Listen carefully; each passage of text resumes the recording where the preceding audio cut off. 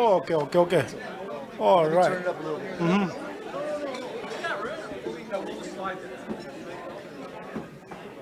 Good evening, everyone. Welcome to Royal Palace. We are having a tax gift, real estate, property tax, real estate, and seminars. At this time, I would like to ask you, please have a seat. Then we can start the program. Just to remind you, if you didn't sign up, please sign. We want to have a count because we have to have a head count to pay the. So we have a contract. If you don't sign it, less people, we don't want to do that. So please sign up. We appreciate your attendance at tonight's seminar, and please help yourself for a complimentary receptions. You already had it. Tonight we are fortunate to have various speakers, all hailing from different financial and legal backgrounds.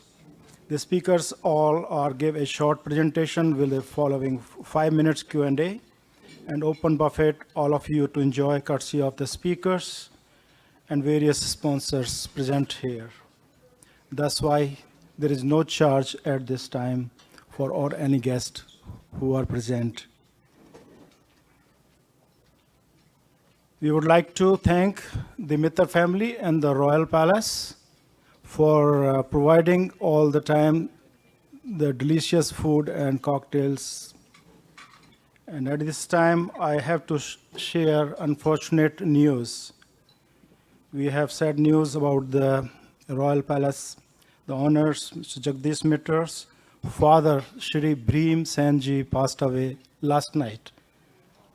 And we asked him to cancel the event, said no, show must go on. The community is ready and it's going to be a great event. Don't cancel it. So at this time, I would like to ask each and every one, please stand up, have a moment of silence for Shri Bhim Senji.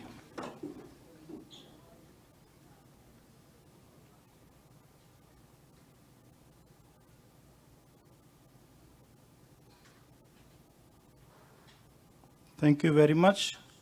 Please take your seat. So, ladies and gentlemen, thank you for coming, and I hope you will have a great evening. At this time, I will ask my partner, who is with me in organizing this great seminar, who is Mr. Cecil Naturath, who is a CPA, MBA, CA, author, and international accountant. He's a professor at Fordham University, and he's managing partner of New York, New Jersey, and Connecticut firms. Mr. Cecil Naturath. Thank you. Okay, how's everyone doing today? Good. Did you enjoy the appetizers? Yes or no? Otherwise, you won't get dinner if you didn't say yes. All right. All right. Thank you all for coming. We have a great session today. All right. I travel all over the world. I've done more than 500 sessions, but I love coming back and giving back to the community. So let me introduce we got great topics covered. We got insurance and risk. Now, don't call the insurance guys after your daughter gets into an accident, all right? That's not the point of our insurance, is to prevent an accident, right, my friend? So we got insurance right there. Then we got another guy two things are inevitable in life. Anyone knows? Death and taxes. We got both covered today. All right, now we got Michael Markov and his firm, Danziger and Markov. They do a great job on estate, gifts, trust. If the wife is bothering you to get a will and trust done, which my wife did, then you want to talk to Danziger and Markov. So he covers the death side. We have also a doctor in the house. We got Jovita, who's a doctor. We brought a special doctor here from the ER directly. You see, he's right in his whatever you call there. No, we are going to pass that word on now. But he came directly from the ER just in case you enjoy the food and you get a heart attack. He's right here.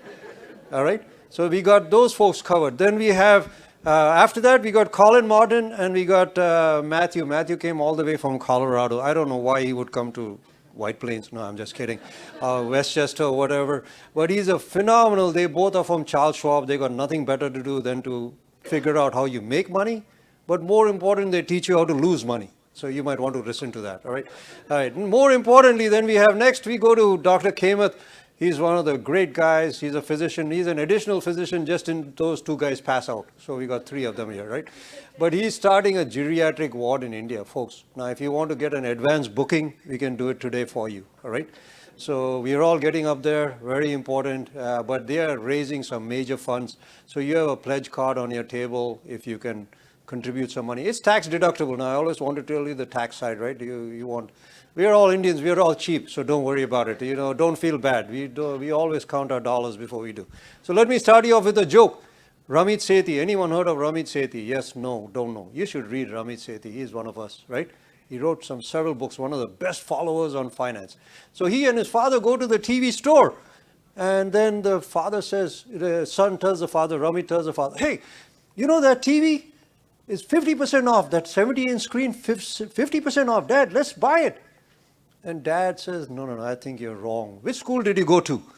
And then finally he tells the father, listen, the father tells the son, you know what? You know nothing about finance. If we don't buy it, you get 100% off. Right, so that's for another day. That's how cheap we are. We don't want to buy anything, and we just don't get suckered into anything. All right, we're good. All right, so with that, Harry, we are ready to start our session? Yes. Right, okay, with that, we get our first speaker up here, Pat Ryder. We got two Pats here. I don't know who's who, but hopefully they deal with some insurance topics. Go for it. All right, let's go. All right. Thanks, Cecil. They let the insurance guys go first so you don't hit the doors quickly. Well, thank you all for coming. It's a pleasure to be presenting here tonight. My name is Pat Ryder. This is my business partner, Patrick Scanlon. We're with a company called Enforce Coverage Group. We're commercial insurance agents. We do business insurance. We've been in business for approximately 25 years or so. Yeah, we have offices in Wilton, Connecticut, Long Island, Huntington, Long Island, and we have an office in Manhattan. So with Sam, I'd like what we're going to do tonight, if you can go to the first slide. No, I'm sorry, if you can go back. It's okay. What we'd like to do tonight is just give you the basics of insurance. If you're a business owner, just give you some of the common policies and coverages you should have in order to protect your assets, okay? So the first one we're going to start off with is general liability insurance. General liability is almost a mandatory coverage, whether you own or whether you rent.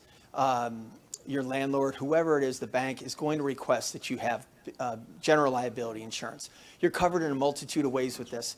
The first is relatively simple. It's self-explanatory. It's premises liability. If, God forbid, someone were to slip and fall on your facility or your restaurant or you name it, premises liability and general liability is what would cover your company.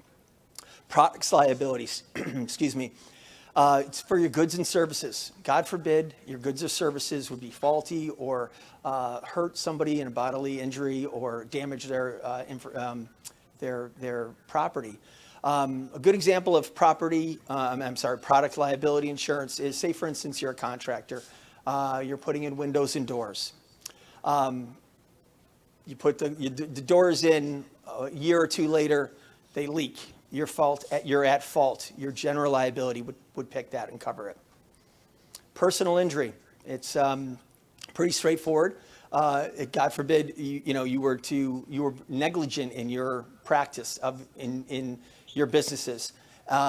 Personal injury liability would cover under the general liability. Overall, just so know this, with general liability, it will cover for medical expenses and your legal defense. Okay, I'm going to hand it over to my business partner, Pat Scanlon, for the next coverage. Pat, give me all the ones you can't read or see, and I'm really just his bodyguard. I'm not an insurance broker. I'm just kidding. Commercial property, it is exactly that. It's going to cover your business, your business property, so your premises, your personal property inside the premises. If you're a landlord, it's going to cover your buildings and you against your tenants. And this insurance will respond in the event that you have a fire, a loss due to a leaky pipe or flood, earthquake. Those are the perils that generally are covered, and theft of your personal property. And back to you, Pat. Commercial auto. Very rarely will you be able to, if you purchase a vehicle, you cannot drive it off the lot if you do not have insurance, okay? Many of you have personal auto insurance. However, if you're a business owner, you should have business auto insurance. You definitely have to, what people don't realize is that when their employees are utilizing their vehicles in the course of working for you, whether they're going to a vendor to pick up supplies, drop off materials, whatever, if they are in an accident, typically the attorneys will find the deepest pockets, which is in this case would be the business owner, okay? So it's very, very important that you make sure that your business auto, whether you lease, rent, or own the vehicles, are covered under a business auto policy. Workers' compensation is designed to protect the business owners against their employees' injuries. So if you're a business owner and your employee gets hurt while in the course of work, this is designed so that they cannot sue you, the business owner. It's going to pay them their lost wages as well as all their medical expenses.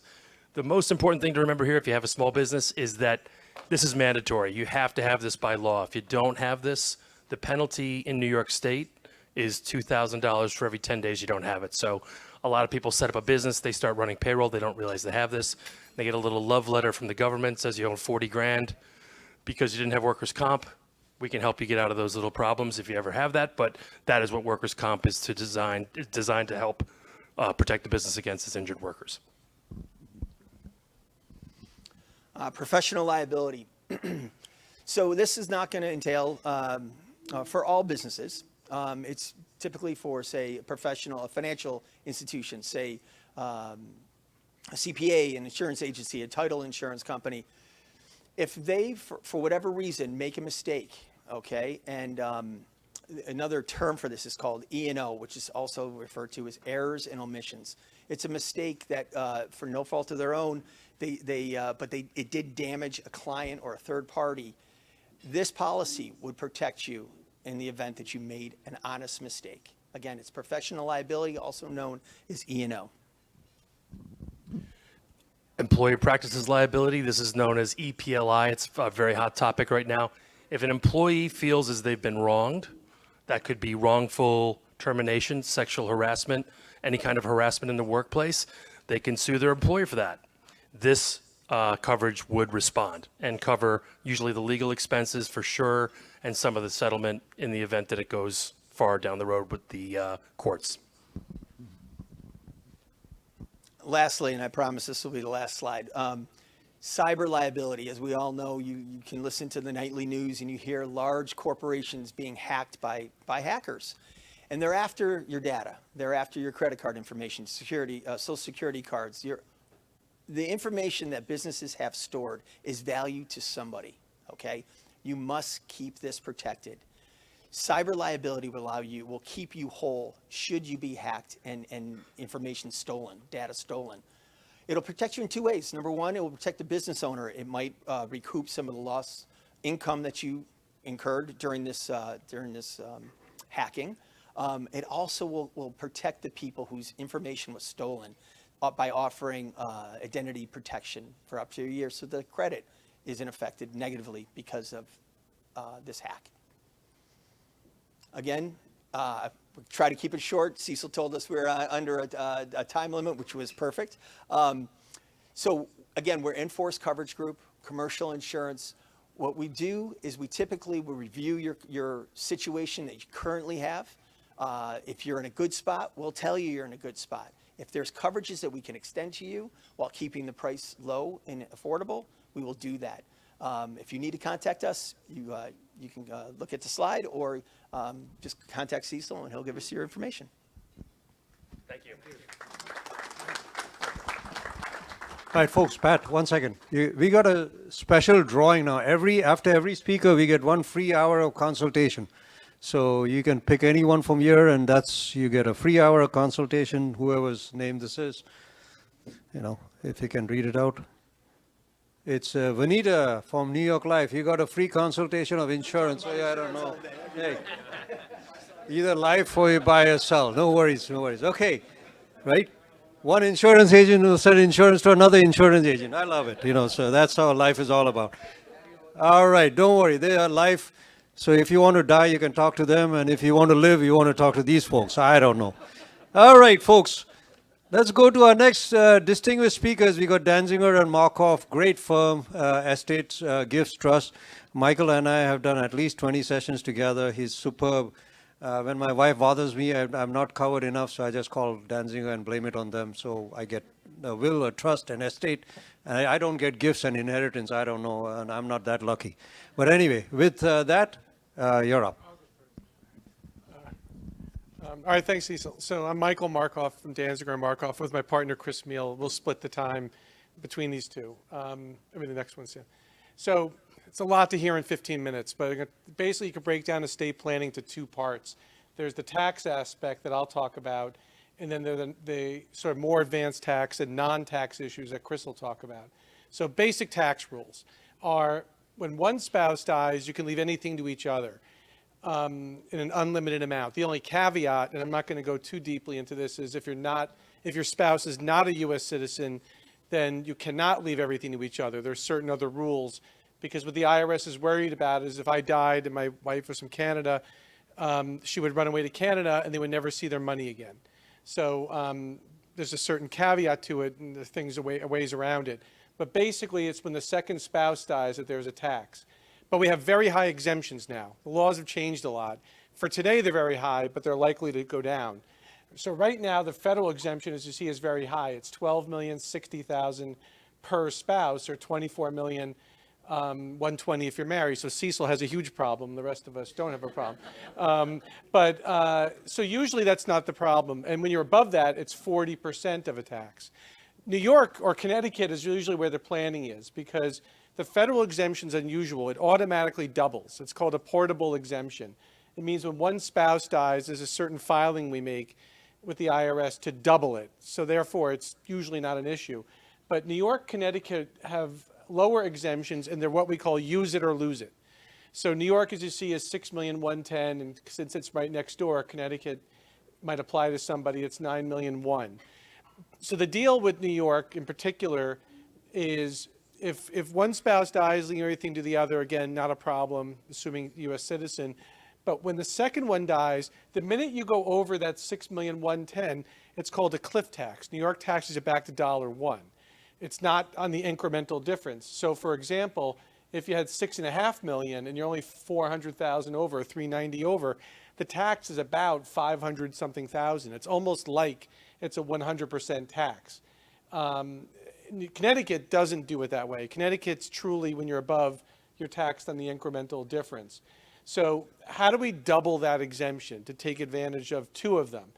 And to use numbers, if you had 12 million, and we did nothing and just left everything to each other, the survivor will be way over and have about $1 million odd in New York tax that children would pay. So we take advantage of it by using something called a credit shelter trust. This is something you would have built into your wills and trusts.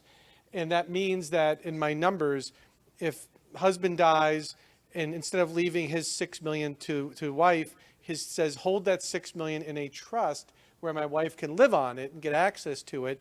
But when she dies, whether it's a minute later or 50 years later, that $6 million does not count as hers because she never really owned it. She just had use of it. And then she gets her own $6 million exemption, and that's how we double it.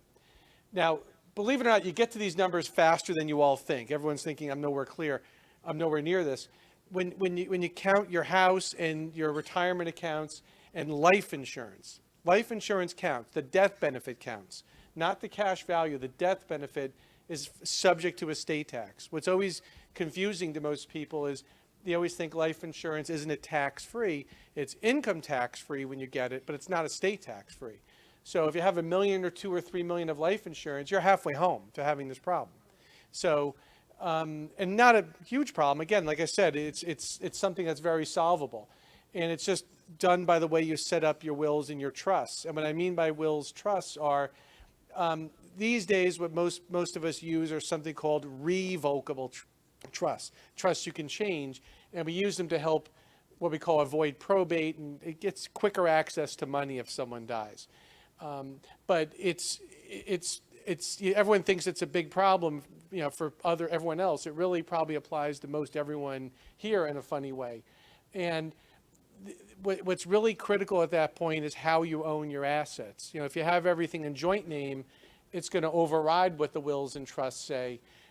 So what half the battle that Chris and I have is we're dividing up assets. So husband owns $6 million, wife owns $6 million, because you don't know who's going to die first. And that way it's all geared up so that if someone dies, we already have the $6 million set apart, and then that's going to be sheltered. And then all we have to worry about is, the survivor already will have enough to be covered by that exemption. So that's kind of taxes in a whirlwind. I'm going to turn it over to Chris, who's going to talk about sort of next step of tax, and then a lot of non-tax issues like trust planning for kids.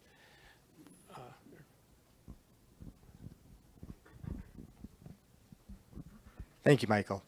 So I'm just going to skip around just a little bit and talk about first the trust for children. So Michael was talking about tax situation when either both spouses are alive or one is deceased. But when they're both deceased, then we have the inheritance going to the children. And there are three ways that you can have your children inherit. So the first way is if you have adult children, they can inherit outright. So there's no trust, just goes to them directly. If you have young children, kids that are in college or younger or even in their 20s, you set up a trust under your wills or revocable trust that terminate at a certain age where you think they might be financially responsible to handle a large sum of money. So it's in trust, and for them, when they're in their 20s, they get the income from the trust. If they need distributions of principal to pay rent, put it down a down payment for a house or for a car, that can come from the trust. And then when they reach the age of 35, the trust ends and it goes to them outright. Now, one benefit about having a trust is that as long as the assets are held in trust and not the child's name, the assets are protected from the child's creditors and are also protected from divorce. But when a child inherits the property at 30, 35, and they happen to be married and they intermingle the assets that they inherited with the spouse, you lose those protections. So then at that point, the assets that are inherited become subject to creditors' claims if the child gets into a car accident or is in a high liability profession. If the child gets divorced, the property could be subject to equitable distributions since you intermingle the funds. Or if the child ends up being a spendthrift, they could spend the money and there would be nothing left when they're older. So one solution to this is something called a generation skipping trust. And Michael and I always say this is kind of a misnomer. It's not really a trust that skips over a generation of your children. It just means that the money actually never goes into the children's hands. It stays in trust for their lifetime. So while the child's alive and the trust is being held for them, the assets, as long as they're held in the trust, are free from creditor claims of the child. If the child gets divorced, the assets are never subject to equitable distribution, or like where the spouses divide property between the two of them at the end of the marriage. And then another aspect to generation skipping trust is, and I didn't really refer to this when children were inheriting property outright, but if you have a situation where a child inherits wealth from their parents, and then that child dies and leaves everything to his or her wife or husband, and that spouse later remarries, the wealth that you've worked hard to accumulate could potentially end up going to a stranger, because that person would then leave the property to his or her spouse or the children of the second marriage. So generation skipping trust prevents that from happening. It makes sure that your family's wealth stays in the bloodline so that when your child passes away, it ultimately goes down to your grandchildren. So that's kind of very quickly the trust for children in a nutshell. Now, to address some of the tax issues that Michael was talking about, in addition to setting up credit shelter trusts and the exemptions. So if you are over the New York State exemption or the federal exemption, you can start employing gifting strategies. So when you make a gift, at least at the federal level, the gift still counts ultimately towards your estate tax, because basically if you make a gift and it's less than the exemptions that you had that Michael mentioned, it chips away at the exemption that you have available at your death. So the benefit to gifts, if you're a New York resident and if you survive 3 years after making the gift, then that gift disappears from your ledger for New York State estate tax purposes. So you make $1 million gift, you live 3 years. When you die, that $1 million gift for New York State estate tax is off your ledger. The other benefit is that when you make a gift, the future appreciation or the growth of the gift after you make it is not counted in your estate. Basically the only thing that counts is the value of the gift the date that you make it. Now, what are the ways that you can make a gift? And now going back to the top of this slide, the first is a gift to something called a Spousal Lifetime Access Trust. It's called a SLAT for short.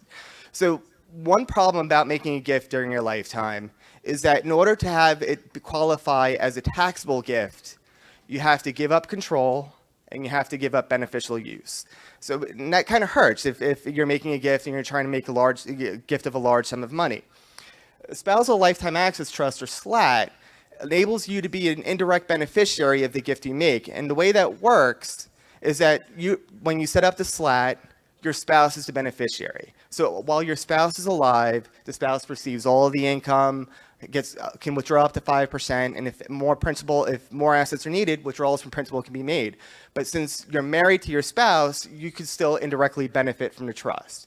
Now, the drawbacks to a SLAT, as mentioned on the slide, is that if you get divorced, because a SLAT is something called an irrevocable trust versus the revocable trust that Michael mentioned, it can't be changed.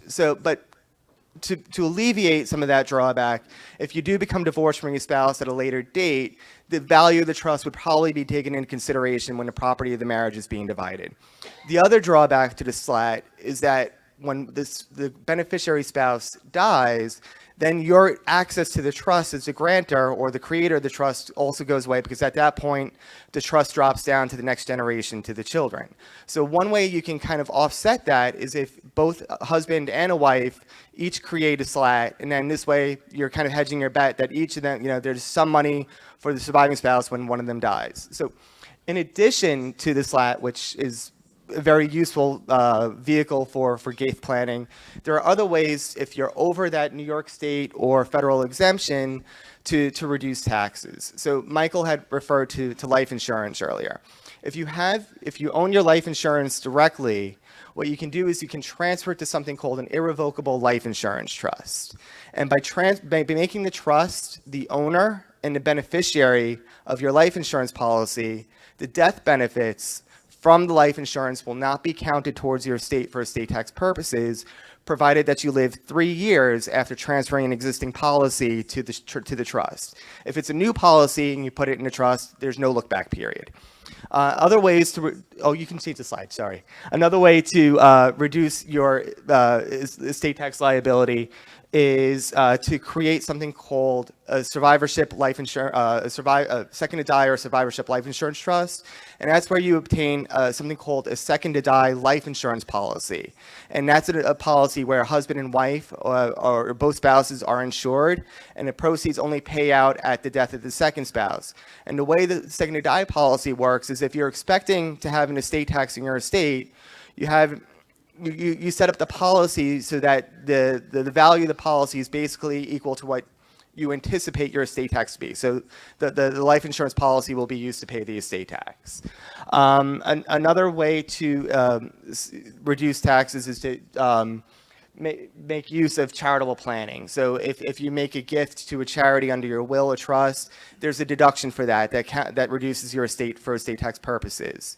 And then lastly, for more simpler mechanisms, things that you can do are make gifts to people using something called the annual exclusion. So each year you can give up to $16,000 per person without chipping away at that exemption from the federal and federal estate and gift tax.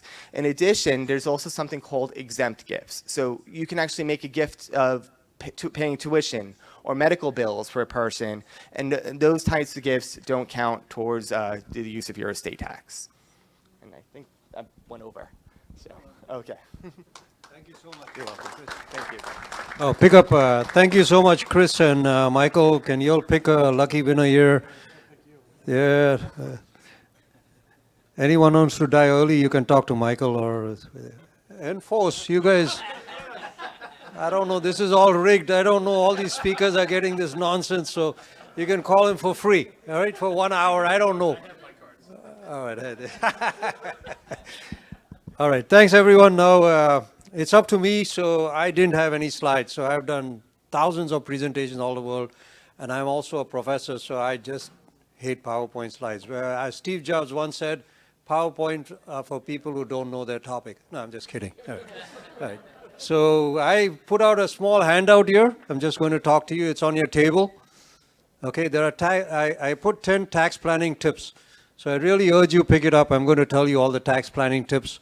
Right, so first let me start off by saying good news. There's not going to be any tax law changes this year.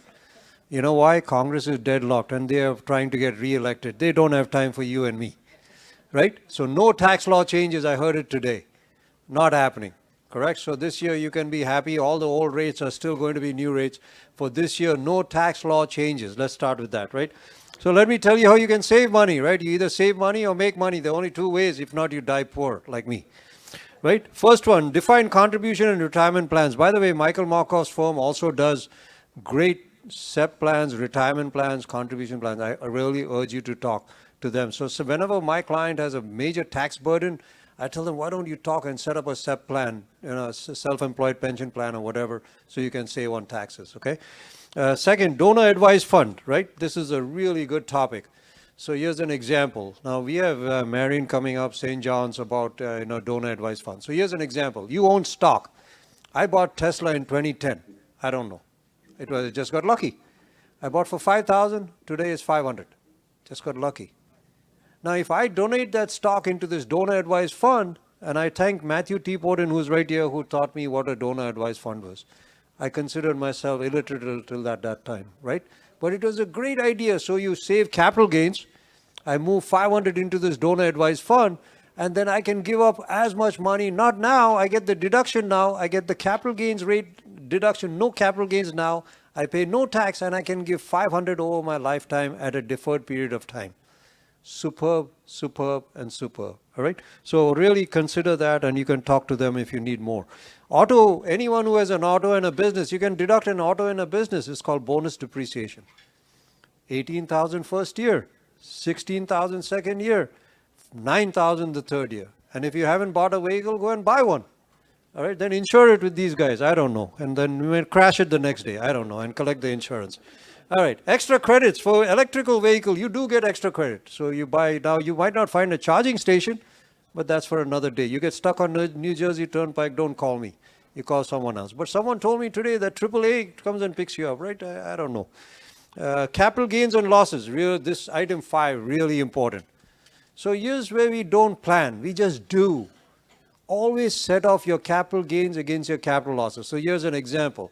I want to sell a property in India or the US. Doesn't matter, correct? I sell a house and I get $100,000. But I got all these 5 stocks that have lost value. So I got 20,000 loss and I got 100,000 gain. You pay tax only on 80, you set it off.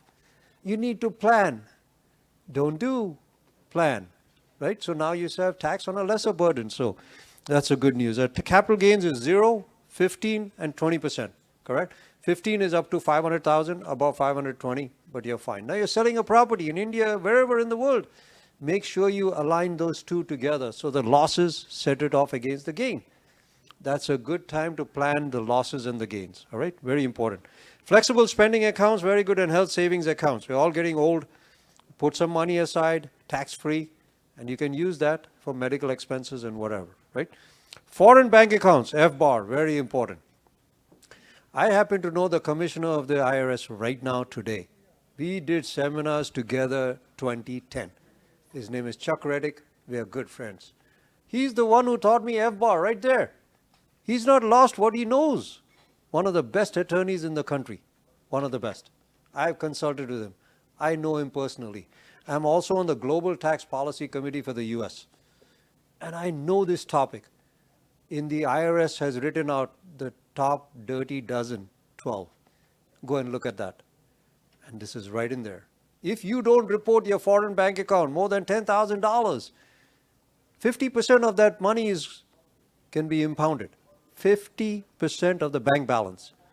And if it is criminal, you know about it, and you're still not reporting, you could get jail term. Now, if you owe the IRS more than $50,000, they can revoke your passport. You don't realize that. They can. So Indians are pretty smart. They say, let's owe the IRS $49,999. I don't know.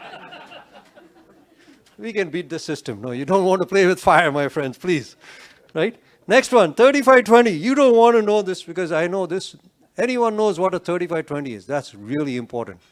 Gifts, inheritance, trusts from a non-resident of the United States. I don't know. I left India. I never got a dime. My parents worked really hard, gave me good education, and that's it. But every day I come across someone calling me and telling me they inherited $1 million in India. I don't know. I'm not going to ask why, how, when. But if you don't file this form and you receive more than $100,000, there's a $10,000 penalty. So please need to report this. 3520. You can do it on your own or with your tax return.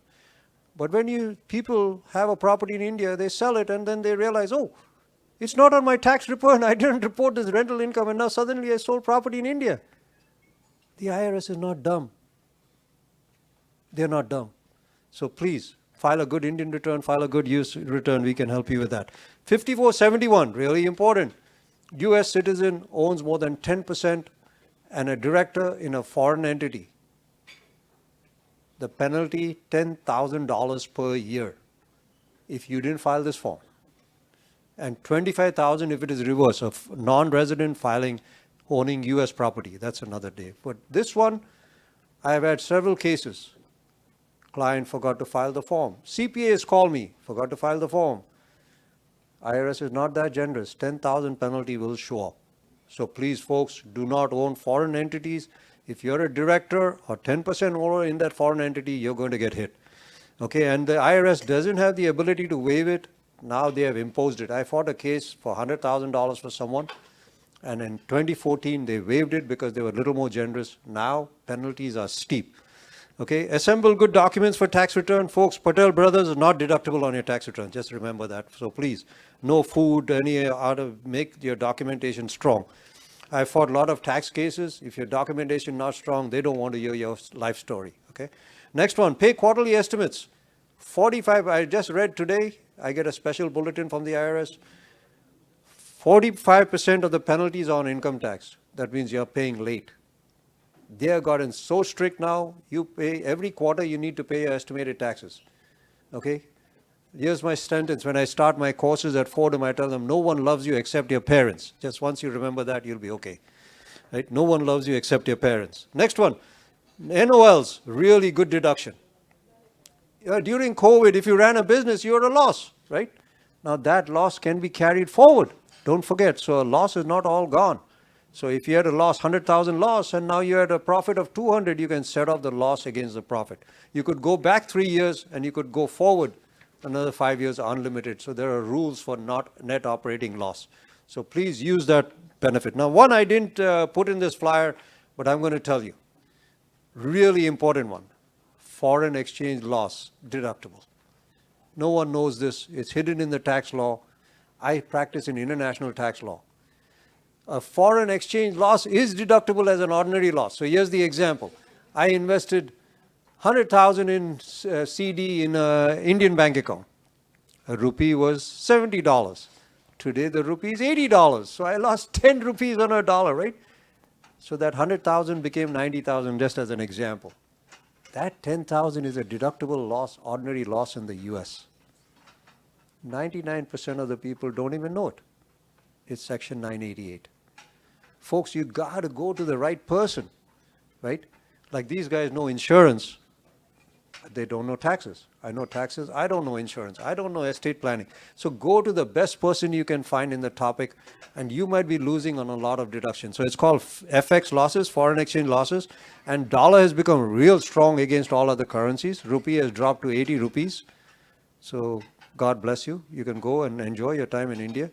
Now another suggestion, pay your taxes in India so you pay less in dollars. Hey, that's good. So you got to start thinking smart. Okay, frequently asked questions. I get these questions all the day, every day. I sell property in India. What do I do? And how do I repatriate the money back here? Right? Simple. You file Indian return, file US return, include everything, but there's no double taxation. You only pay tax in India, not in the US, right? Because property is in India. Next one, file an Indian return. Always. Even if you don't owe tax, file. They love filing. IRS loves when you comply. The word is comply. Right, wrong, good, bad. Just file. It's important. Because if you don't file, statute of limitation is unlimited. If you file, the government can only track 3 years. That's it. So even if your return is wrong 4 years ago, US cannot open it up. Statute of limitation. So anything before 18 is gone. Comply with foreign bank accounts, really important. Setting up US entities. Now don't do things because your aunt, uncle, relative told you that.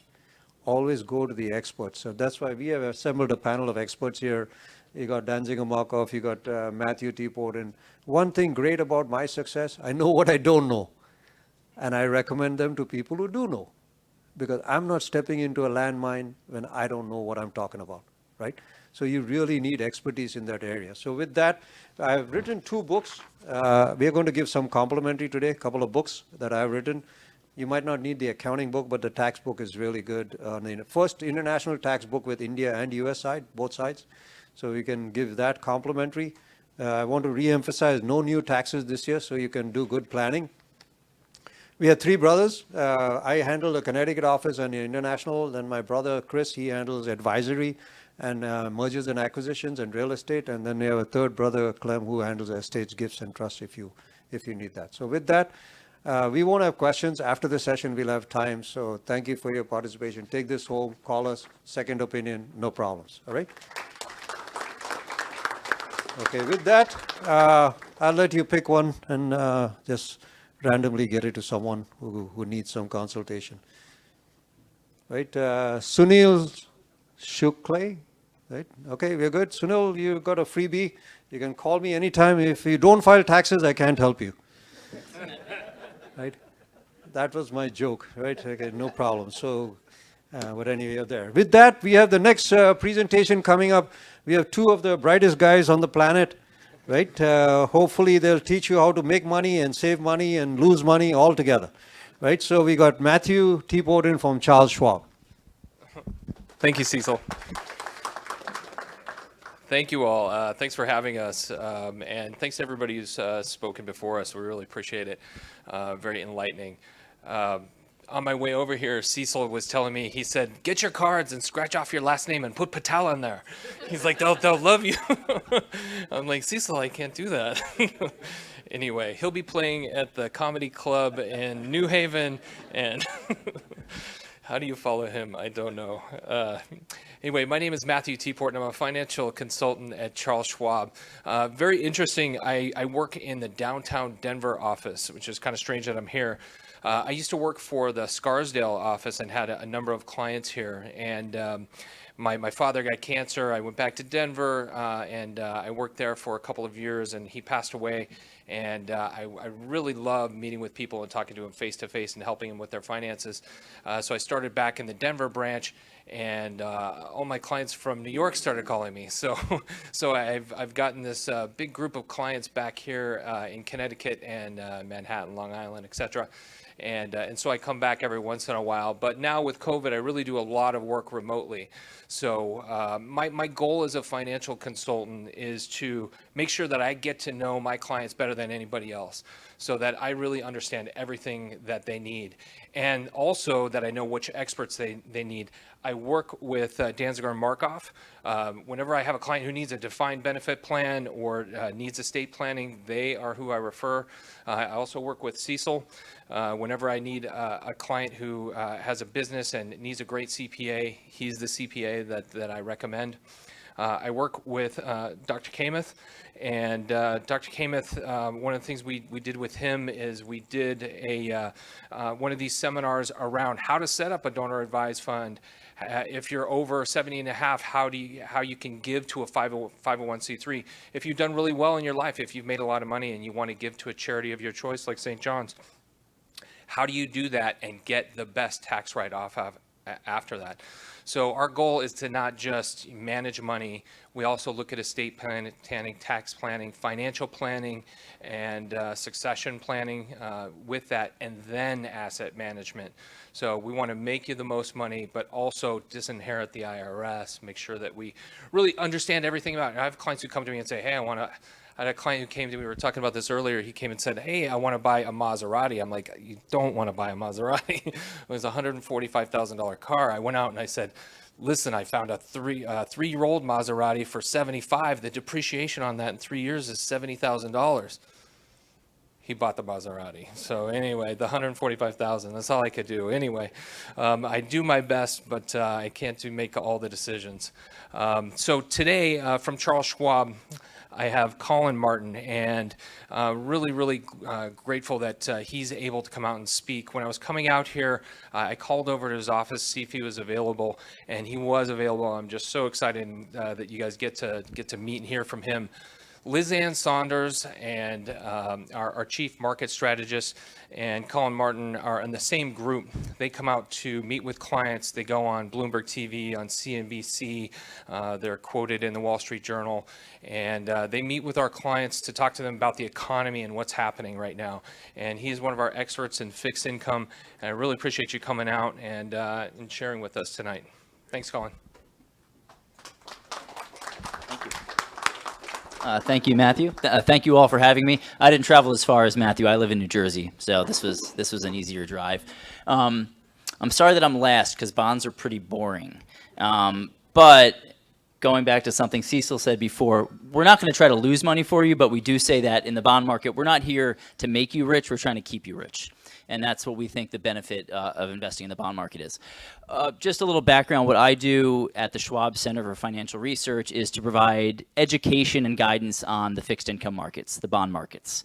But what my passion really is the education aspect, because I think a lot of investors, not just clients of Schwab, but all across the country, don't fully understand the bond markets. You might have an idea of what's going on with your stock portfolio, but as it relates to bonds, you might not know. And I even know that if I'm at my parents' house and we have CNBC on and someone's talking about the bond market, they're just yelling at you and telling you something's going up or going down, but do you really understand what it means? So hopefully I can kind of demystify what's going on and just provide a little guidance of what we're seeing, what we've seen this year. It's been a pretty wild year in the bond market with the Federal Reserve hiking rates so much, with bond portfolio values down pretty sharply, the sharpest in 40 years or so, not something that to be expected when you're holding high quality investments like that. So I'll try to demystify it a little bit and provide a little guidance about what we're telling our clients right now. So if we go to the next slide, I'll kick it off with the Federal Reserve because that's really where it begins. The Federal Reserve sets short-term interest rates. That does influence the whole bond market, but what they really do is just influence short-term overnight rates. And if you've been following it at all, they've hiked rates a number of times this year by 1/4 percentage point, 1/2 percentage point, and then 3/4 percentage point at the last 3 meetings. And we're expecting another 3/4 percentage point hike next week. What I'm showing here, if you can see, I'll try to describe it since the font's a little small, but this is just expectations of the trajectory of the federal funds rate, because a big question we get is how quickly and how high will the Fed hike rates? Because it impacts everyone, not just investors in terms of what you can earn on money market funds or CDs, but also for consumers and borrowers. You're going to, it affects auto loans, credit card rates, home equity loans, things like that. What this chart shows us is that the markets are pricing in a very steep pace of hikes. Right now, we're around 1 3/4% on the Fed funds rate. The markets are pricing in a rate of around 3.5% by February or March. So over the next handful of meetings, we are expecting them to continue hiking. But what you'll notice at the end is that then the slope goes downward. And that means the markets are actually pricing in rate cuts, even though what we're talking about right now are aggressive rate hikes. And that's because when the Fed hikes rates, that has negative consequences. One, it should pull down inflation, but it can slow growth. It's making the cost of money more expensive. So if you're going to build a new deck, you might pause a second because you might not want to take out that home equity loan or something like that. So when we talk about where are rates going, yes, we do expect them to rise over the next handful of months, but we only think they're going to get to that 3.25%, 3.5% area at some point. If we go to the next slide, the second question we get is, well, should I get out of bonds now because my portfolio is down so much? And if my portfolio is down because when bond yields rise, prices fall. So if they've already fallen and the Fed's still hiking rates, shouldn't I just get out? And the answer to that is a resounding no, in our view. And the reason for that is the markets are forward-looking. The markets are already pricing in what they expect the Federal Reserve to do. So I'm trying to illustrate this on this chart. This is what we call the yield curve. If you're not familiar with it, it's just a line that tracks the yields that treasuries offer from a number of maturities. So if we start here on the left, that's a 1-year treasury yield. And if you move down to the right, that goes down to a 30-year yield.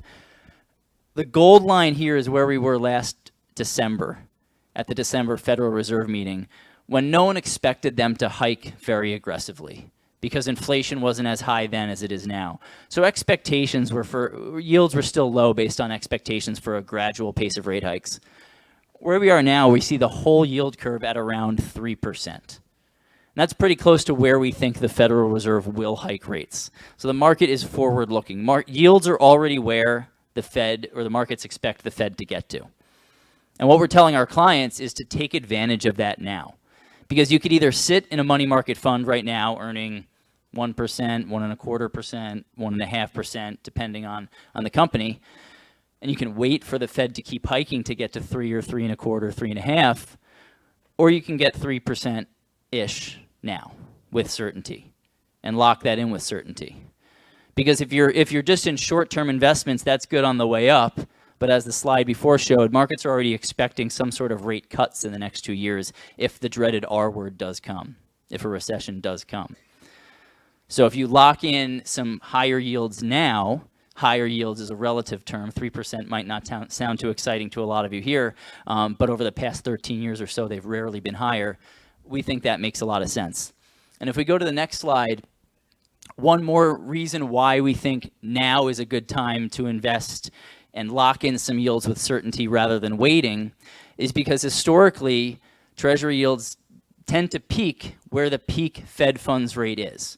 And on this chart, I illustrate it by comparing the Fed funds rate in gold and the 10-year Treasury yield in blue. And over the past 30 years or so, not every single time, but generally speaking, the 10-year Treasury yield rises in advance of the Fed rate hikes and ultimately settles where the Fed ends up getting to. Its peak rate of a given cycle. There were a few instances where it wasn't a 1-for-1 relationship, and sometimes it didn't hold at all, but we think that this relationship will generally hold. And with expectations for the Fed funds rate to only get to the 3 to 3.5% area, and the 10-year Treasury yield at around 3% now, we just don't see much upside. There could be a little bit, but if you're waiting, that's timing the market. And one of the mantras at Schwab is time in the market is more important than timing the market. I don't know if it's going to hit 3.25 or 3.5% or 2.5%, but at a yield of around 3%, given that we think it might fluctuate there, we think it makes sense to at least wait in a little bit because we know a lot of investors, a lot of our clients are just waiting for the Fed to hike rates, and we think you can just lock those yields in with certainty. And I'll just go to, you can skip to 2 slides just so I don't take up too much more of your time. But we like to show this slide to illustrate the yields that are out there. Because I've generally focused on the Federal Reserve and U.S. Treasury rates. But the bond market, if you're familiar with it, it's really large, really complex. I mean, it's significantly bigger than the stock market. There's so many different types of bonds out there, from very, very low risk to high risk investments. And depending on what your risk tolerance is, there are yields that we consider attractive. And again, might not be attractive to you. I think it's easy, for a lot of our clients, you want to point back to the 2006-07 era when the Fed hiked rates to 5.25%. And then when I'm talking about 3% yields right now looking attractive. But unfortunately, a lot's changed since then, not just in the US, but globally. And the global markets have changed, the global economies have changed. And right now, we don't think the Fed can get much higher than 3%. So we do think that looks attractive.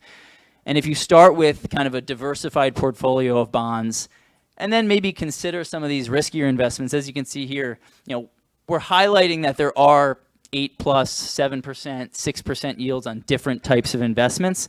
They come with risks, so we wouldn't suggest you go into all of those, go all in or all out, something like that. But if you have a diversified portfolio of bonds, and then maybe kind of use some satellite investments and explore some other riskier investments to boost that yield a little bit, we do think that's worthwhile.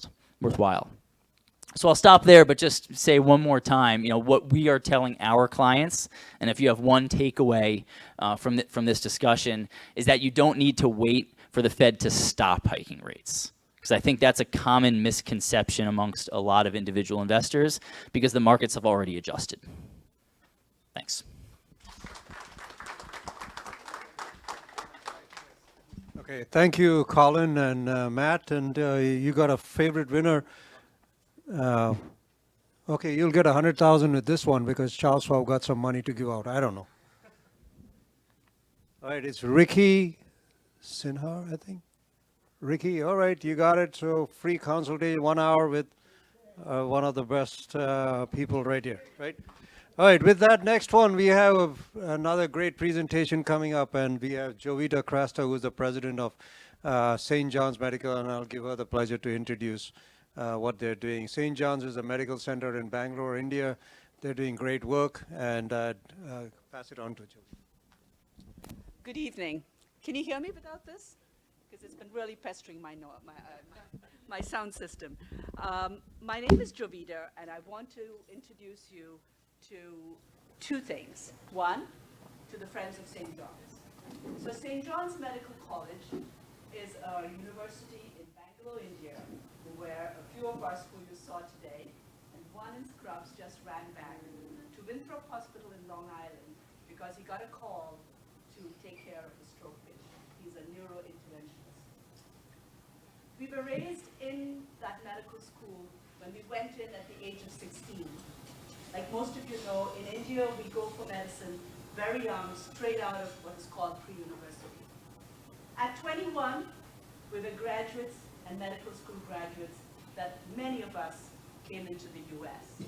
And we created the North American Alumni Association with Friends of St. John's to return back to our medical school funds for scholarships and patient care projects. Today, I'm going to introduce one of our most favorite alumni. He's a graduate. Our medical school started in 1962. It's celebrating 60 years. He started about 69? 67. 67. He looks very young, so I was giving him a couple of years more. And he was my senior. I never knew him. And when I came to New York as a young bride and a new medical school graduate, I had a list of names in case I needed them, right? This is what Indian parents do. And I go to Kuwait to get into British Airways, and my connecting flight to Washington, D.C. is canceled. And instead of Washington, D.C., I land in New York, JFK. I have no clue how to get to Washington, D.C. And I look at these names, and I say, I think I've heard that name there in town at Collin. Because I don't know where to go, how to go, I don't know what to do next, and at that time, we had little or no money in our pockets to pay for anything here, right? We didn't have the foreign exchange that Cecil is talking about.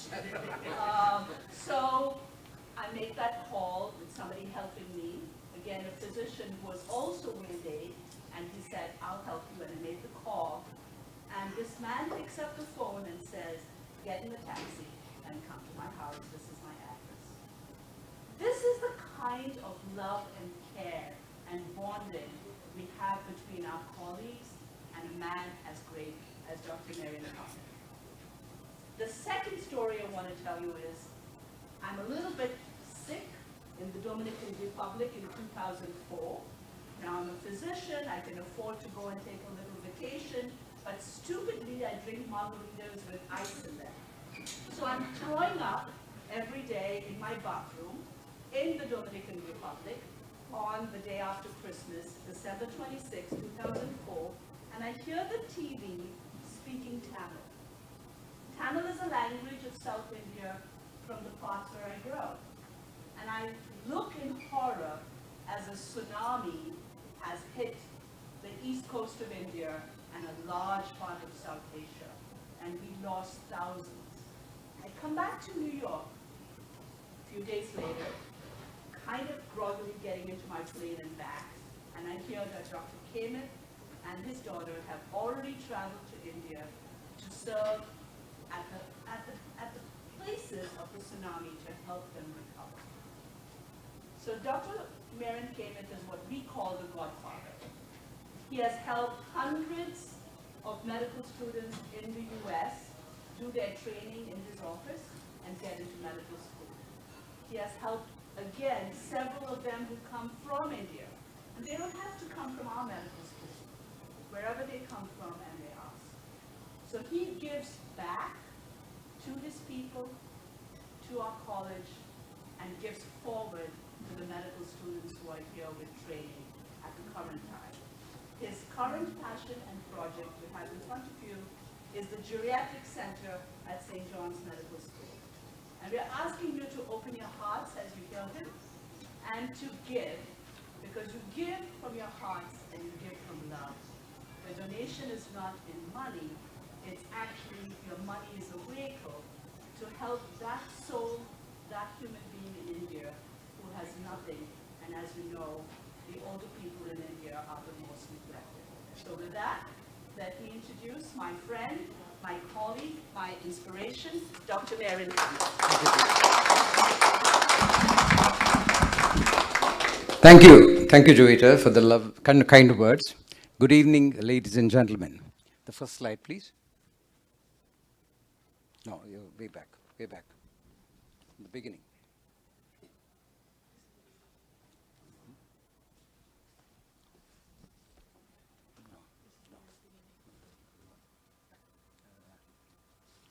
How do we do this?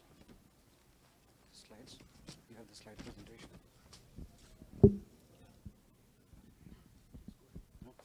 Why don't you get the next speaker? Just a small glitch. I think you have the wrong slides.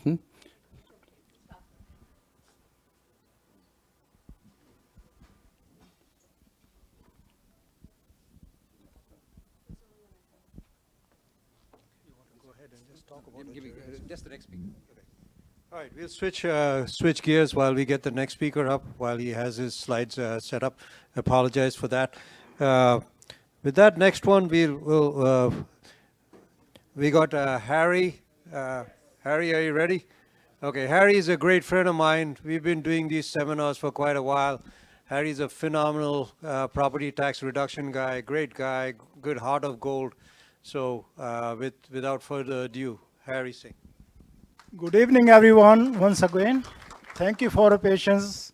We are doing seminar for a few years, and I see our audience is so dedicated and listening carefully. Otherwise, people talk there, here. Everybody's quietly. Thank you so much.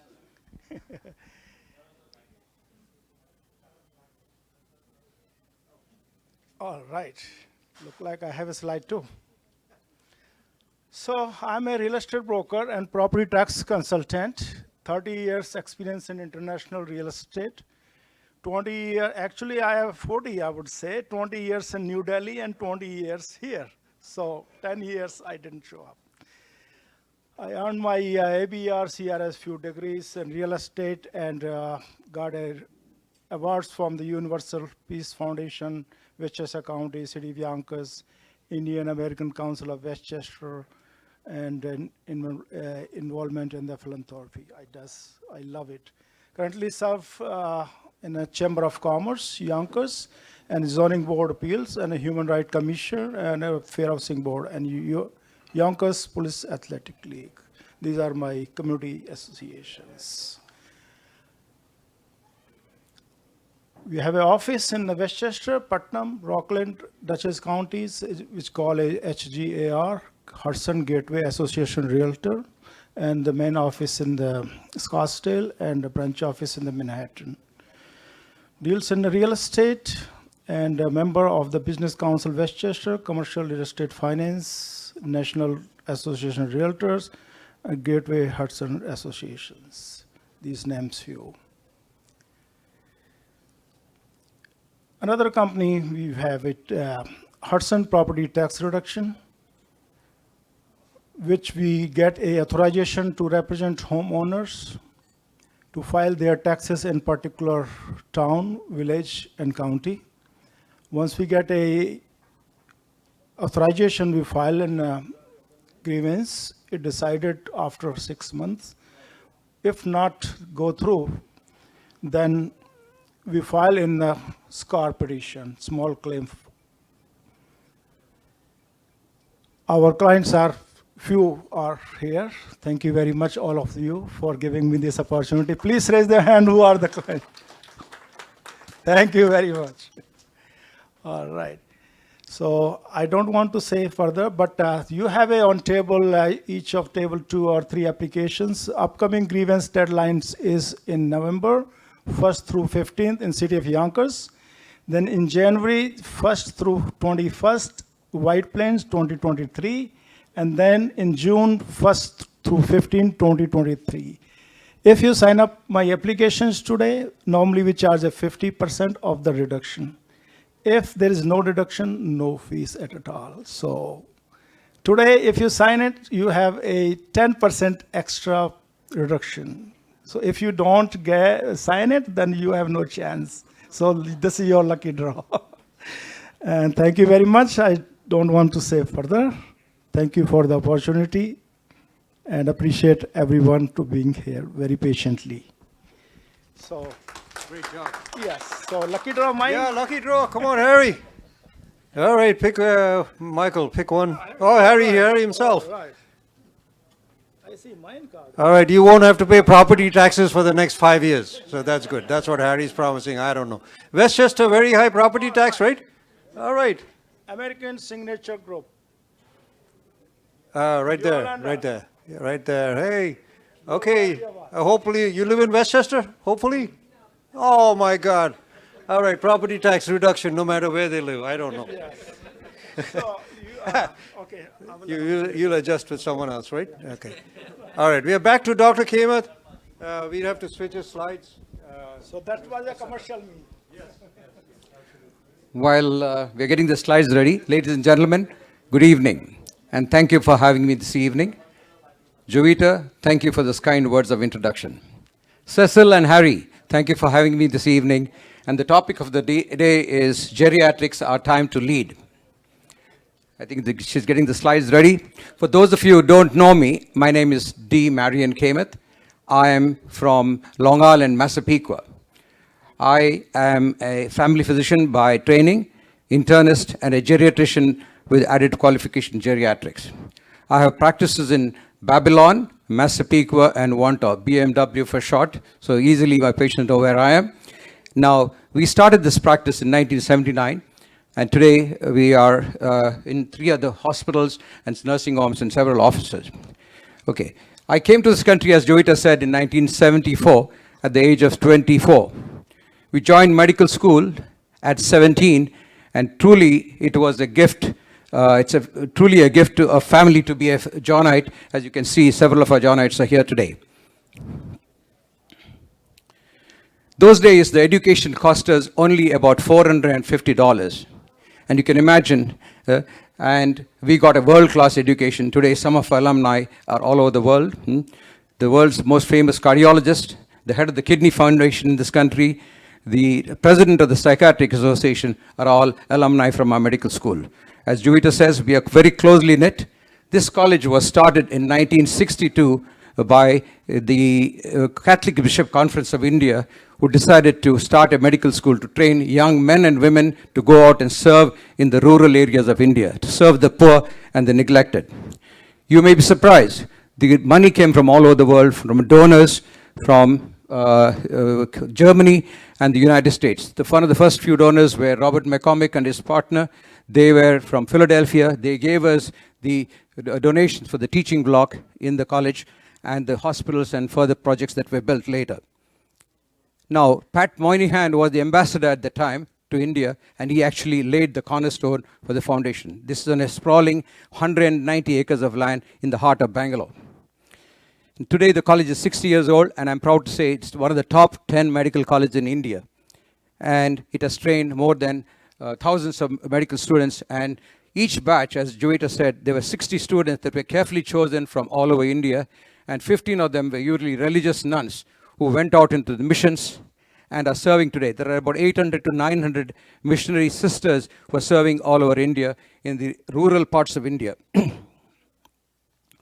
Now, what made me choose? You ready? Yeah. Okay, here we go. What made me choose geriatrics, you may ask me? Growing up, in the Hindu mythology books that I was reading, the stories of Shravana, who carried his parents, who were Shantanu and his wife, were sages that were blind. The son decided to carry them on his shoulders to fulfill their wish to take them on a pilgrimage to wherever they want until they are very last. My practice is almost 70% geriatrics, and that was another added interest for me to start. Coming there? Okay. Okay. You know, as in 71, as a young medical student, when the Bangladesh war broke out, 9 million people came into Calcutta in the Salt Lake City. I volunteered to work there as a medical student. That's when I met Mother Teresa. And, you know.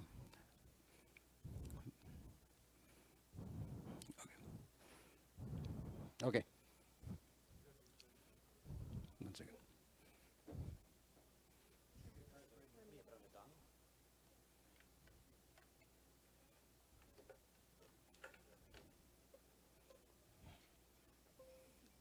Yeah.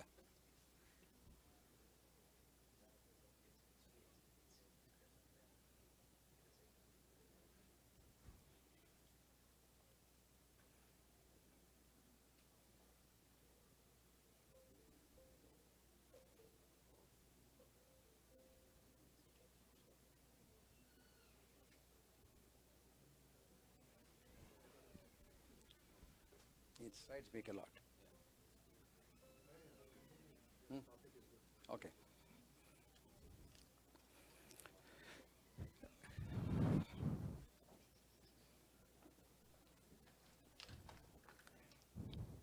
As you know, Mother Teresa was the greatest humanitarian of the 20th century. I had the pleasure of working with her for almost 40 days and spent time in her camp, and that was a great inspiration for me to go into geriatrics.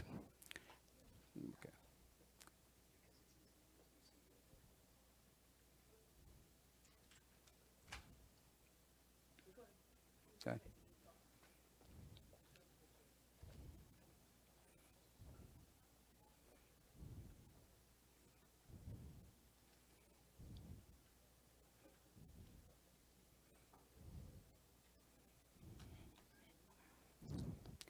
Geriatrics, as you know, focuses on the healthcare of the elderly people. It improves their frail and elderly life. It improves their health, their independence, and quality of life. Provides for the elders to better care for them in the community and in their patient settings.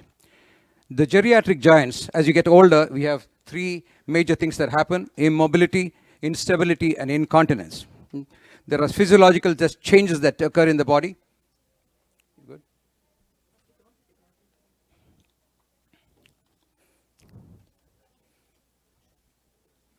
Good.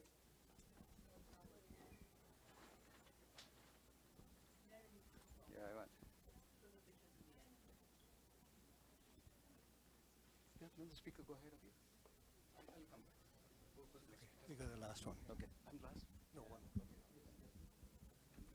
All right, I think we still will so apologize for that while we have technical. I think we are almost there. You know, so I'll give you one more minute, if not. Vinita, where's Vinita? Why don't you come and finish your piece in the meantime, and then, do you need slides or you don't? No. Oh, you can. Okay, excellent. So Vinita, I'm let's go. going to introduce Vinita. Absolutely, beautiful. Pleasure to introduce Vinita from our Westchester.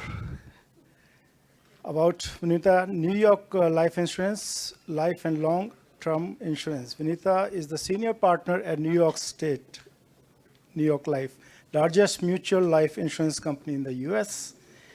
They offer life insurance, long-term care insurance, annuities, and key employee insurance. Also offer buy-sell agreement and group benefits for employees. Let me present Vinita Bokharia. Thank you. Oh my God. I guess it's saved the worst for the last, right? So I want to make you guys run away from here. So I'm going to start talking about insurance again. No, I'm kidding. I'm not going to, okay? I just want to thank Harry G, because every single year that he's had this kind of seminars, I remember sitting like one of you in one of those chairs when I was a brand new advisor with New York Life. I was new to this country. I came from Dubai, and I was like, oh my God, how am I going to do this business? Like, I don't know anyone in United States. I have no friends, no family, no one. And how am I going to do this business? And thanks to Harry Ji, thanks to Jagdish Ji, who owns this restaurant, and thanks to Kirat Bhai, thanks to all these lovely people who were major support for me. And that's why I stand here today in 5 years, a senior partner with a lot of advisors with me in my team. So thank you very much. And I just want to say that New York Life, of course, you know, we are in the community for the community. Okay, and I believe in giving back to the community as well. New York Life stands for integrity, and we always give back to the community through New York Life Foundation. So yes, Friends of St. John's, you can count me in. Okay. So we always give that. And New York Life, you know, every single year during the pandemic too, we gave about $64 million in support of the pandemic during the crisis. We do everything right from life insurance to annuities, to fixed annuities, to variable annuities, to long-term care. We have a long-term care specialist here, Kevin Tunney. He is amazing at long-term care. It's good to save on taxes. If you don't have a long-term care, all your taxes that you're saving is all, you know, you're gonna land up paying a lot more money. So maybe that's something to think about, right? And disability insurance. Like we do employee benefits, business solutions, key employee insurance. We do everything, right? Stocks, bonds. We do everything, okay? And one of the things that I want to tell about New York Life is that this company has an open heart and an open wallet. Even for working at New York Life, I'm extremely proud to be a part of this incredible company. And, you know, as a recruiter at New York Life, I'm a senior partner. So, of course, I'm building a team of advisors at New York Life. And look at all these lovely people sitting over here supporting. So thank you, my team, right? The 5 of them are here right now. I have a team size of, I think, 16 at this point, and growing. So it's amazing. So thank you so much. I want to keep it short and simple. I have a PowerPoint presentation, but I'm going to save you from that. So you can thank me after. Okay. And I'm happy to partner with all of you because, of course, you know, we believe in, you know, growing together. So we are obviously in the market, meeting people, rubbing hands, shaking hands and rubbing our shoulders, right? So we're always there, and people always need something. There's a need for everything. When you do a fact finding with a client, we know exactly what their assets are. We know exactly what, like he said, right, from Charles Schwab. It's similar to what we do, but it's also like in a different way, right? Because they don't do long-term care. We are in the long-term care space, and we do group benefits. Like it's amazing how, and the New York Life is one of the most carrier for long-term care today. And with the new legislation that's going to come up, we don't know when, but I know it came up in Washington, D.C. And, you know, people had to buy long-term care. Otherwise, they would have a payroll tax deduction, okay? So I'm sure the CPAs and the lawyers know this, but I want to tell you guys, like, it's going to come. I don't know when, but the talks are on, okay? The talks are on. It's good to be prepared earlier, so you don't have to like worry about it last minute, okay? And extremely important to know that. So if you would like to learn more about it, the tables have my business card is there on every table. You can pick it up, you know, and you can get in touch if you're interested, okay? With that, thank you very much. Have a lovely evening, and it is really nice to be here and know all of you. Most of the people here are also my clients. So thank you for being a client with New York Life. Most importantly, being my client. Thank you. Let me see who is that lucky person. Oh my God, can you believe it? I took my own card. I guess who is that unlucky person, right? I can pick another one, okay. Oh, guess who this is? Oh, I get a free consultation. You know what? I actually wanted to speak to you, to be honest, for my own taxes. No, don't worry. I will be your client. Thank you. Thank you. So at this time, I like to ask a great friend of the community, Mr. Rocco J. Lafaro. Rocco is the Senior Vice President of Aegis Capital, a national securities firm. His office is located in the Bronxville. He has been helping individuals invest their money for nearly 15 years.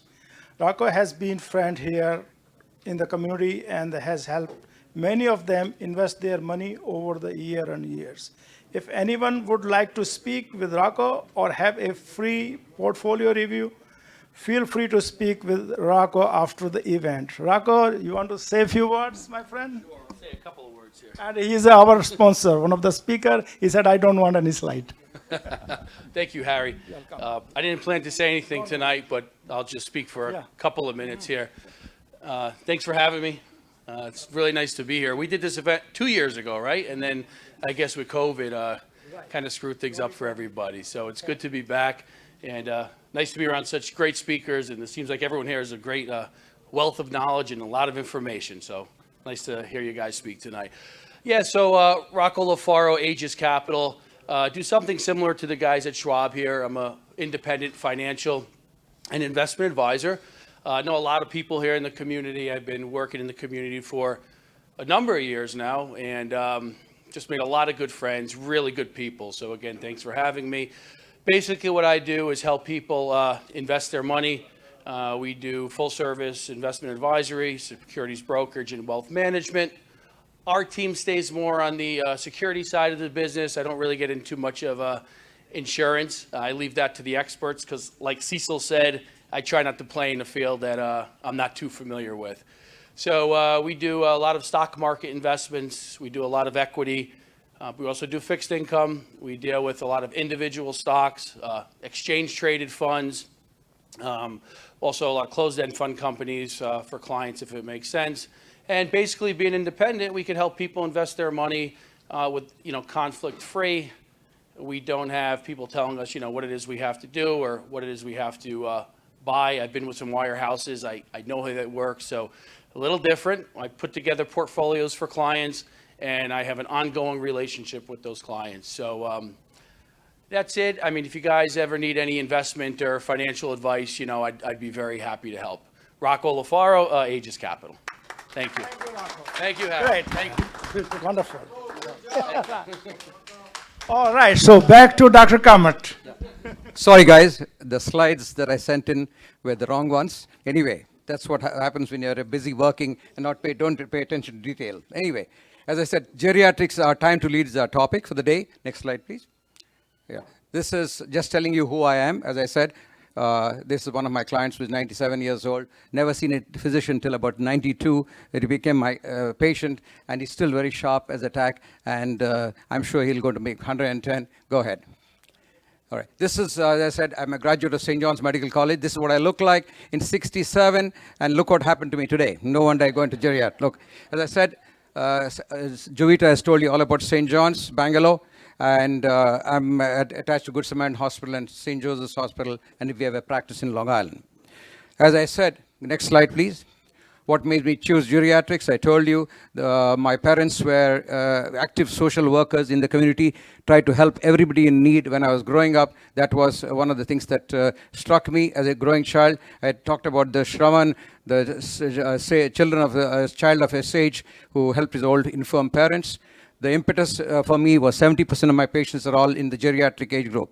As Jovita said, I went into tsunami-hit areas in 2005 with my daughter and worked in South India, and I was able to firsthand witness all the damage that was done and the plight of the poor and indigent and helpless. That was what I looked like when I went in 71 to Bangladesh to serve. When the war took place, 9 million people came into Bangladesh. I was 40 days in Calcutta working with Mother Teresa, who was a large inspiration for me to work and serve the poor. Go ahead. Now, this is Mother Teresa. Well, all of you know all about her. I had personally worked with her for 30 or 40 days, and her endless energy, her devotion to people who had nothing in them and were neglected and thrown into the gutters in Calcutta. She picked them up, looked after them. Today she has something like 4,500 sisters all over the world in 133 countries serving the poor. Little story, the war, 9 billion people had come in. There was famine and all the people were in the outskirts of Calcutta suffering. There was food coming from all over the world. The food was stuck in the port, but nobody would take the food out. But Mother Teresa went to the port and stood there on the actual bags of wheat and asked the port workers to lift the strike and open the port up.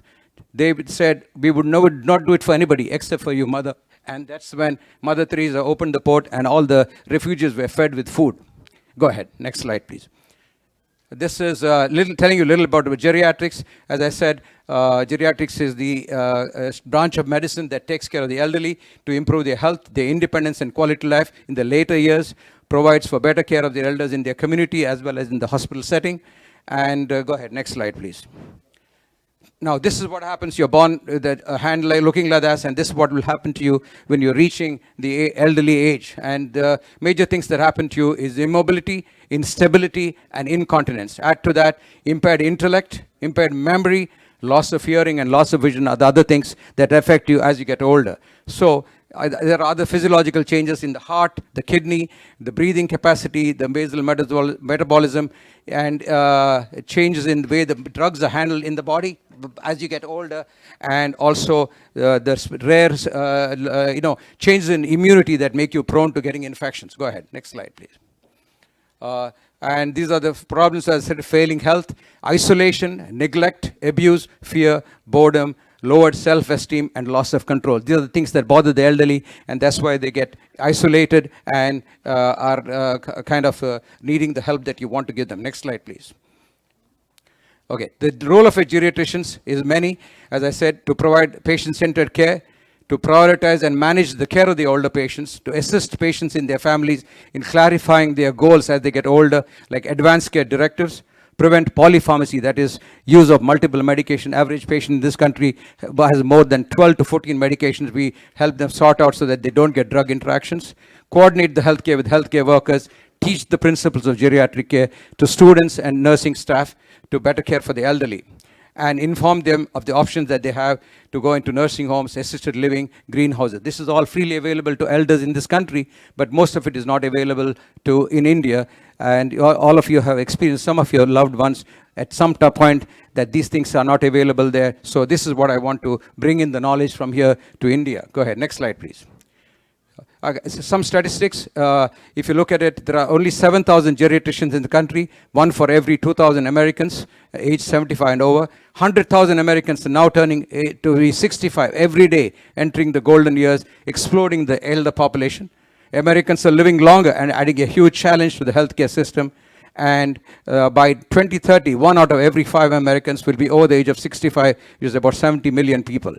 In the year 2000, 12.5% were more than 65, and by the year 2030, it will swell up to 19%. Please.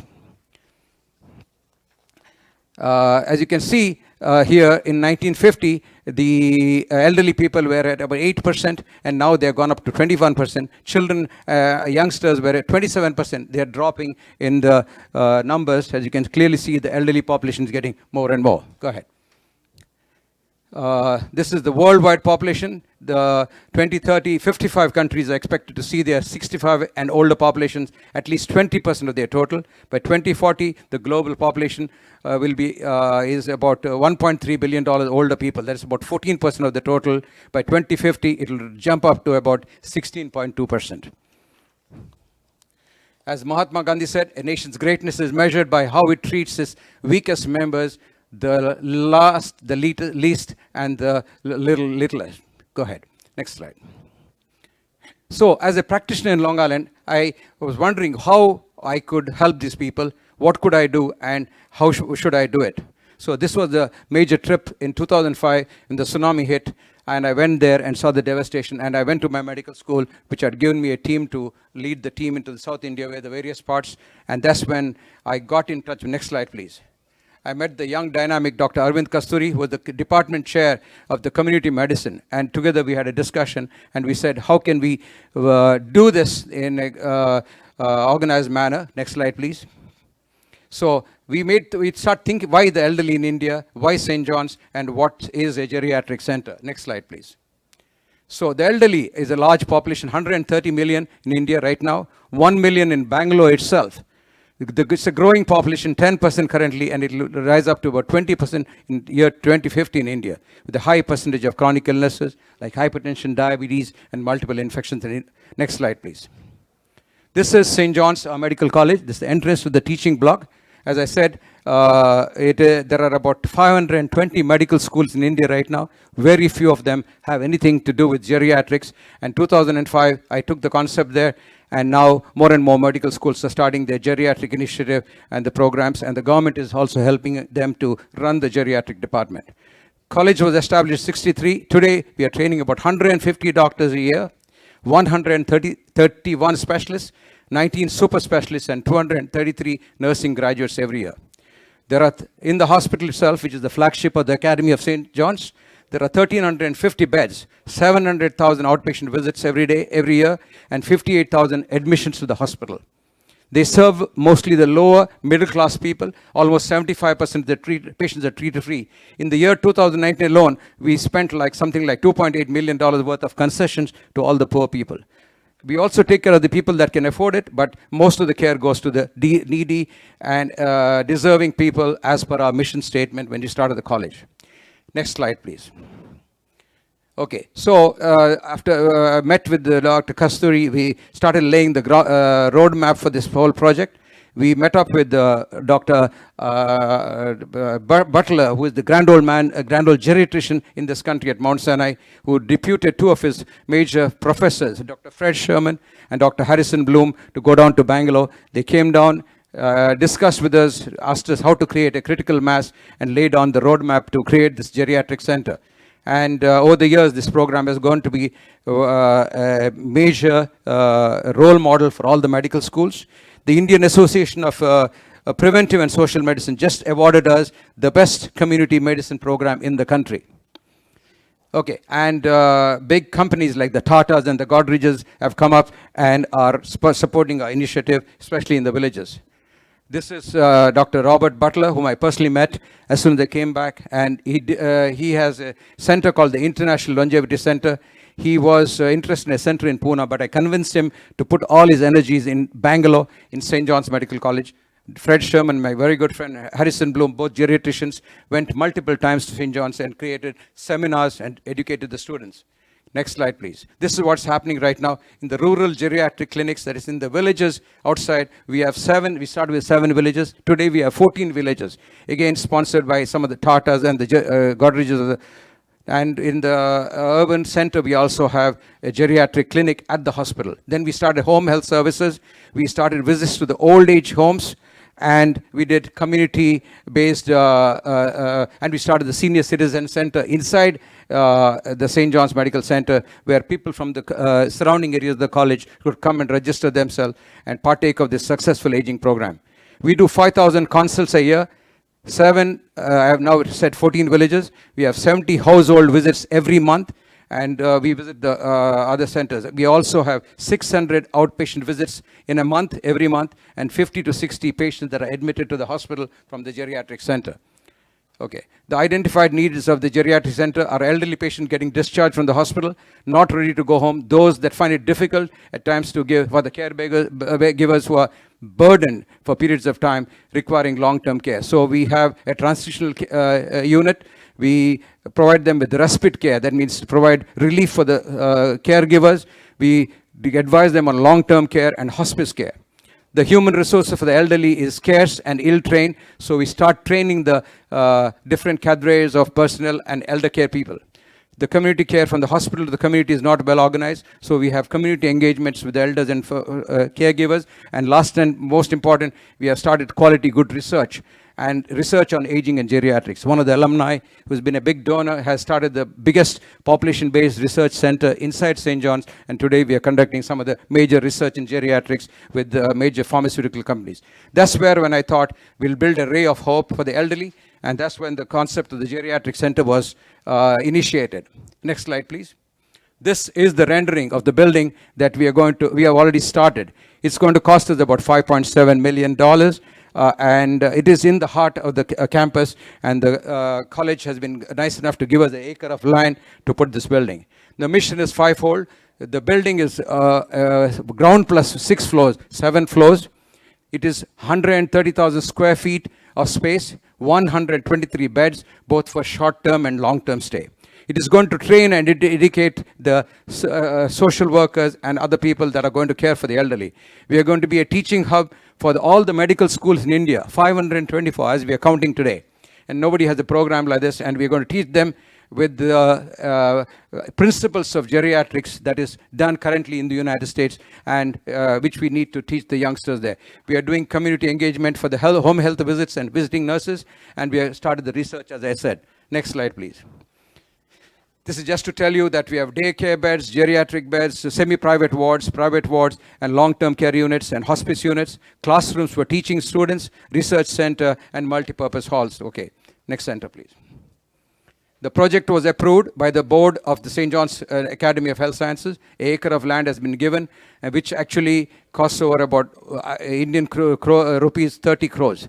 The architects have been hired, the governance structure is in place, and fundraising has started very seriously. We have to raise 40 crores of Indian rupees, and roughly about it's gone up to $5.7 million in building and equipping the building. So I'm coming to the heart of the topic now. Our fundraising for this is, as I said, $5.7 million. Early support from philanthropic individuals like the Googles and the Microsoft companies that are based in Bangalore have already donated money. We have collected 50% of the target already. We are at 50%, and we have still a long way to go.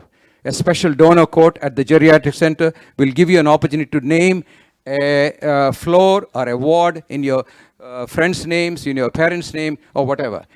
We start small. We can donate a brick, which is a lakh of rupees, which is actually roughly about $1,400, 5 bricks, which is about $7,000, about a plaque, which can be a $14,000, and a ward or a unit, $140,000. And finally, you can put a floor for about $700,000. No amount is small, too small for us to accept. No amount is too big, but whatever you can give from the generosity of your heart is very, very well appreciated. Now, we can donate in US dollars, make a check out to the Friends of St. John's, which Cecil has already told us how to get your tax deduction, and Charles Schwab is our agent, that person that is collating all the money and also helping us with fundraise all over the world through their contacts. Thank you, Matthew and Colin Martin. Yeah. Next, in Indian rupees, I want your help. In Indian rupees, you can donate, if you have money in India, there's lying there and you want to donate it to a good cause, you can send it to the CBCS, Society for Medical Education. Again, tax exemption, Cecil will talk about that. You can donate locally to the local chapter there in the CBCI also. And last but not, you can contact Arvind Kasturi, the person who is running the program in Bangalore. He will acknowledge your money, send you a prompt receipt, and it will be done in a very orderly manner. Next slide, please. Okay, it will leave a permanent mark, as I said, of respect and care for the elderly, including the poor, those who can afford also. It will be a comprehensive care center. It will be managed by the Academy of Health Sciences as a missionary hospital.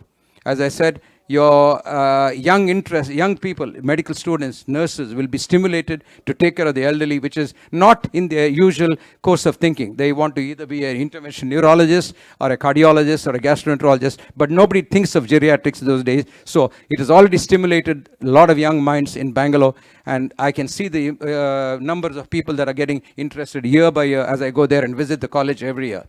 As I said, the main impact of the center is more than the beds for care. It must include generations of workers trained and research and output generated, and the community engagement that the center stands for. A bridge to spark the elder care horizon in the country. Next slide, please. This is a small thing. As I said, 2005, and when I visited the tsunami, when I saw the college and started the program, we have fundraisers in Long Island and elsewhere. through golf outings and other things, and we raised the seed money for the actual desks and chairs in the villages and the distribution of the medicine for the poor people. As I said, Fred Sherman and Harrison Bloom visited the college and connected us with Mount Sinai. And we presented this presentation at the Global Summit of Healthcare in Bombay in 2015 at the API convention. And finally, many of my close friends have pledged a lot of money, and that's where we are at today. Next slide, please. So the building plan was in August 2021. We have actually started the construction. That's the construction site. That was earlier on this year. Due to the COVID, we had a delay. We have received we want to receive almost 100% of the commitment by next year, and we want to finish up the building by December of 2023 with construction, finishing it completely and starting the program. The inauguration will be February 2024. Those of you who want to come to Bangalore, please be my guests and help us out. Go ahead. Next. We invite you, as you said, to walk with us, to support the program at the Geriatric Center, which is called the Ray of Hope. As I said, please help us. There is actually a pledge card on each table. Those of you who want to donate, please do so. And I really appreciate it, and I'm ever grateful for your help. Thank you very much. Good evening.